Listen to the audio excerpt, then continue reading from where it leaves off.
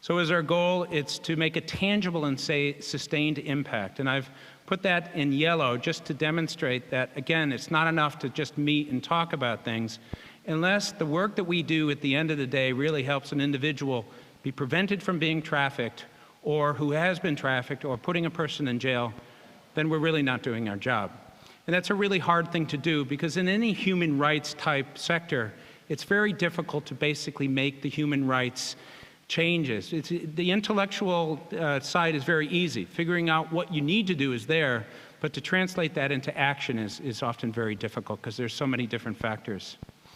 One way we try to do this is through an alliance of the Mekong countries in the Mekong region, and those are the 6 countries that I mentioned.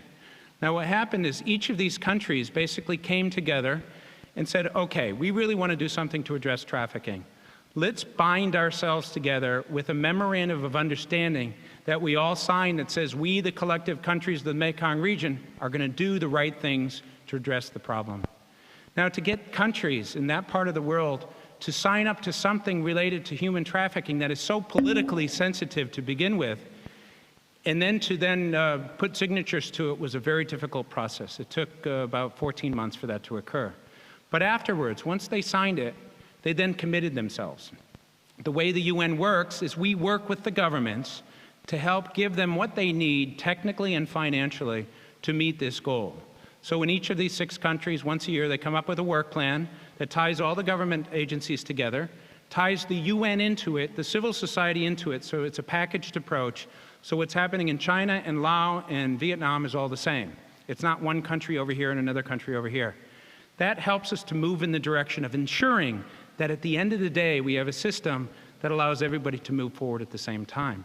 And why this is important is because it's a transnational crime, and a crime takes place in one country, and there's a victim in another country and so forth, you have to have these relationships in order to be able to address the crime in a holistic way.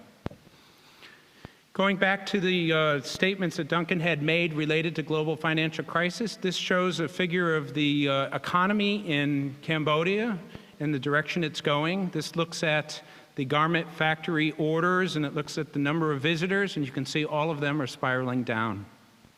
In terms of actual figures of people who have lost jobs, in China they estimate as a result of the global financial crisis close to 20 million people are unemployed, 880,000 recently in Thailand lost their jobs, 62,000 garment workers alone in Cambodia. I could go through a list that is about 3 pages long.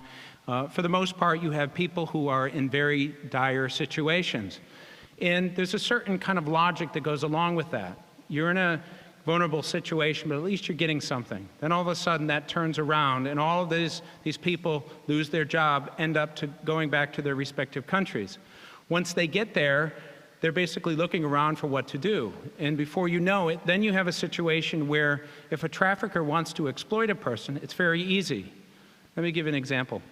It used to be that there was a corner in Thailand near Mae Sot where you would have employers that would drive by. There would be 10 people, and there would be 3 employers, and they'd say, I need 2 or 3 or 4 people. And they'd be able to easily just kind of get them onto the truck. And they'd pay them a decent wage.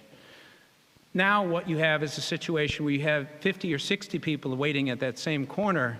3 people come by. They start to select, I'll give you 200 rupees, or 200 taka, and then they say, no, I'll do it for 150. No, I'll do it for 100. Oh, I'll do it for a meal. So you have this situation where everybody's negotiating downward.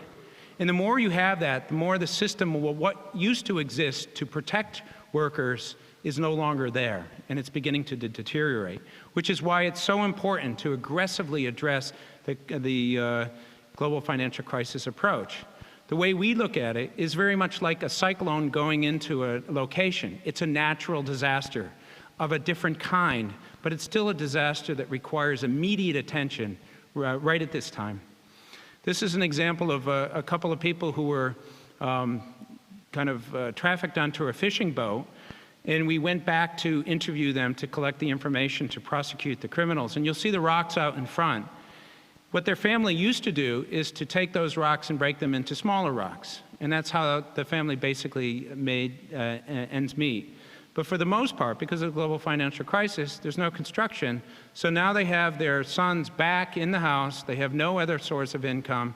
And you have an entire household, an entire community, an entire country that now is facing a situation where, what do we do next?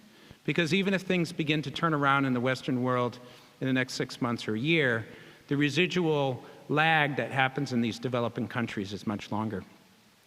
In terms of the response that we see in the Mekong region where I'm from, there's a project called the Asia Regional Trafficking in Persons Project funded by your government that is an excellent project. It is a project that for the most part basically fills a niche of training law enforcement to address human trafficking. It's been around for a long time. It's one of those projects that if it didn't exist, it would be a difficult situation for us because it becomes the foundation piece for a lot of other things being attached to it.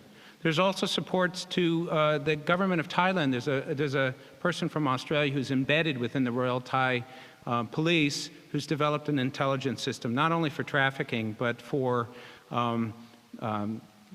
terrorism and everything else, which is an extremely important contribution. Diplomatic leadership, there's no major event that doesn't take place in that part of the world that doesn't have somebody from Australia who comes and says basically the same things that were said today about the importance of this issue. There's a real leadership sense and strong advocacy across the board. The ultimate vision of the UN, I mean, yeah, I know a lot of people have feelings about the UN not being what it could be based on the situation over the last 5 years and not necessarily as strong as it could be in terms of achieving things. But if the UN basically lives up to its full potential, and we try to do that with our project, then we have a vision for where we want to be. Because if you don't know where you want to be, it doesn't matter what activities you're doing. You don't know if they're going to get you there. We have to think much bigger. And I say not only bigger, but this sense of urgency. This can't be something that we plan for 8 months or 2 years down the line. 3,000 people a day. And in the time I did my presentation, 30 people have been trafficked.